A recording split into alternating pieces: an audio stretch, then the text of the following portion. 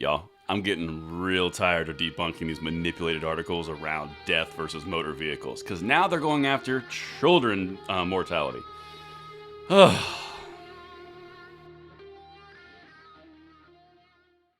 Welcome back, brothers and sisters. I am Braden. This is Langley Outdoors Academy, and thank you for stopping by.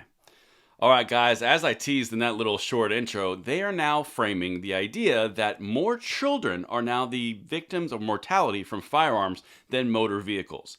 This may sound familiar to you because about 3 to 4 weeks ago, we debunked an article all about years of potential lives lost when they tried to say that guns are now more deadly than car accidents in the United States. Well, we debunked that one, and we're going to debunk this one because the title is not everything. And like I said, I'm getting real tired of this manipulation at the expense of truth and fact. Anyway, everything's going to be linked in the description box below. Send this one out because this manipulation is just gross. I cannot wait to hear what you guys think. I'm going to do a quick read from our sponsor, and then we're going to let the debunking commence. Alright, so the USCCA is about something bigger than the right to bear arms. It's a resource to help you be ready for the before, during, and after a self-defense incident. If you're not one of the 500,000 plus responsibly armed Americans who are proud USCCA members, then now is the time to explore USCCA membership. Click the link in the description box below now to learn about life-saving education and industry-leading training. And thank you so much to USCCA for sponsoring this week's videos. But now, let the debunking commence because I've got to show you how they're framing this report. Because if you just simple Google gun news, you're going to find this on every single outlet across every single board. This is the new hit piece they're doing right now across all major outlets. All right, check it out. I've got the study linked. I've got everything. And just like always, when you go into the study, it actually debunks the entire title of the article. But let's go. Firearms overtook auto accidents as leading cause of death in children. Now, this came out today. Now, before I get going, I want to say a real slick, swift disclaimer. Any type of death from a firearm is a tragic one, particularly when it involves children, which is why I get a little more amped, because when you're trying to manipulate this aspect of our society for your political gain, that's not a very savory look. All right, let's keep going. I'm going to set it up the way they set it up. I'm going to show you a few things I picked out. For decades, auto accidents have been the leading cause of death among children. But in 2020, guns were the #1 cause, researchers say. Okay, children, so right there, from the title and that intro, it says children. Immediately in your mind right now, you're thinking child, right? Listen to this.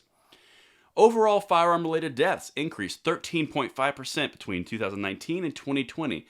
But such fatalities for those 1 to 19 years old jumped nearly 30%, according to a research letter in New England Journal of Medicine. That's an official journal. And also, they're considering children people who can vote in a presidential election. Just saying. Okay, can also be enrolled in a draft. Just saying. These are children. That's your first giveaway. Let's keep going. I'm going to try not to get too amped here. Studies have shown that firearm violence increased during the course of the COVID-19 pandemic. However, according to the research letter, the reason behind the increase in child deaths is attributed to guns is unclear. So it's completely unclear, and yet you're going with, this is the outcome. This is what we need to do. Because they're going towards the age-old thing of, well, we've regulated cars, so we need to regulate guns the same way. That's where they're going. Anyway, sorry to ruin that for you. Let's keep going. For decades prior to 2020, motor vehicle accidents were the leading cause of death among children. Again, children. Carter tells NPR the reason for the two have swapped places is a tale of two stories. And that's completely there to set up the idea that regulation of cars led to less deaths, so regulation of guns should lead to less deaths. That's the entire point of this article. But it's not exactly what happened when you dive into it, like I said. And though mass shootings, which have drastically increased over the past 30 years, are clearly part of the problem, the vast majority of kids are killed by guns in smaller day-to-day incidents. So again, still going with kids. Very important framing. Check this out. This is very interesting. It starts to fall apart. The figures between adults and children in firearms are almost an inverted image of each other. For adults, 65% of gun-related deaths are attributed to suicide. By the way, I love when they undermine their previous gun control points with another study that says a different point they're trying to prove, because they can't stand on their own 2 feet. But anyway, let's keep going. while 30% are homicides and about 2% come from accidental discharges. Three things here. One, 65% are suicide. That's 2/3. We talk about all the time. That's a pretty important thing to note. Secondly, 30% are homicides. Okay, that's what that is. And the other part, 2% come from accidental discharges. You would expect to see that in children, right? That's all you see on the news. Because according to the leftist, anytime there's a gun in the home, you're multiple times more likely to be harmed, homicide, danger, everything, right?